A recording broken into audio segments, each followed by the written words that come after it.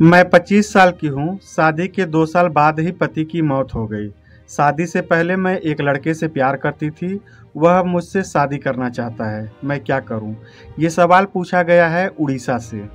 तो देखिए, आपकी उम्र अभी 25 साल है और इस उम्र में आपके साथ जो वाक़या हुआ है वह वास्तव में दुख देने वाला है। लेकिन अगर आपका पिछला प्रेमी आपसे शादी करना चाहता है तो यह बहुत ही खुशी की बात है। ऐसे में उस लड़के को भी समाज की तरफ से बधाइयाँ मिलनी चाहिए। आपने अपनी ज़िंदगी की अभी तक सिर्फ 25 साल ही पूरे किए हैं। इसके आगे आपके सामने पहाड़ जैसी ज़िंदगी पड़ी है और वह ज़िंदगी जीने के लिए एक जीवन साथी की ज़रूरत आपको ज़रूर पड़ेगी। ऐसा नहीं है कि बिना शादी के लोग अपनी ज़िंदगी नहीं जी सकते। काफ़ी ऐसे उदाहरण मौजूद हैं जिन्होंने एक बार विधवा होने के बाद शादी नहीं की, फिर भी उन्होंने अपनी ज़िंदगी पूरी की है। अब ऐसे में अगर आपको लगता है कि आपको आगे एक जीवन साथी की ज़रूरत होगी तो आप पुनर्विवाह कर सकती हैं, और साथ ही अगर आपका प्रेमी शादी करने के लिए तैयार होता है तो यह भी बहुत अच्छी बात है। अब यहाँ ध्यान देने की बात यह है कि आपका पूर्व प्रेमी कहीं आपकी मजबूरियों का फ़ायदा तो नहीं उठाना चाहता है। इन बातों को ध्यान में रखते हुए आप एक उचित निर्णय ले सकती हैं। आप ऐसा कर सकती हैं कि अगर आपका पिछला प्रेमी आपसे शादी करना चाहता है तो आप उससे बात करें और उससे कहें कि वह आपके माता पिता से बात करे, जिससे आपके माता पिता आपके लिए उचित निर्णय ले सकेंगे, क्योंकि ऐसे समय में आपके माता पिता ही आपके दुख के साथी हैं।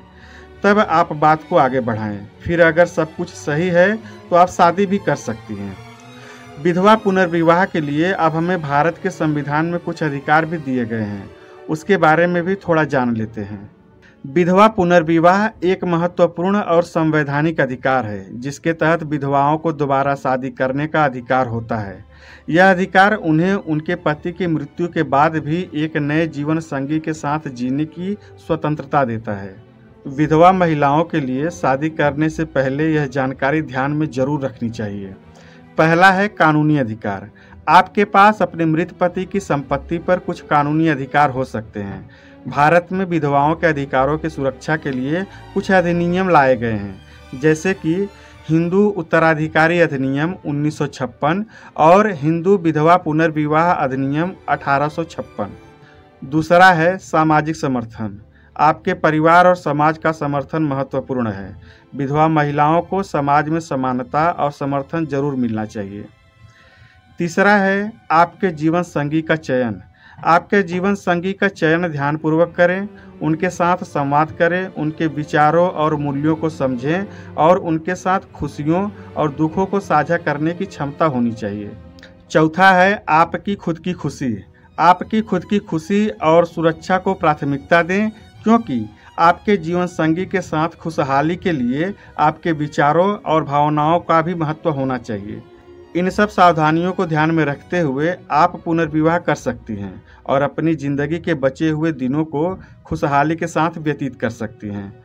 और हमारी पूरी टीम की तरफ से आपके जीवन के इस महत्वपूर्ण कदम पर आपको हार्दिक शुभकामनाएं।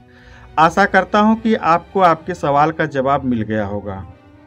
साथियों, अगर आप हमारे चैनल पर पहली बार आए हैं तो चैनल को सब्सक्राइब करें, बेल आइकन को प्रेस करें, वीडियो को लाइक और ज़्यादा से ज़्यादा शेयर करें।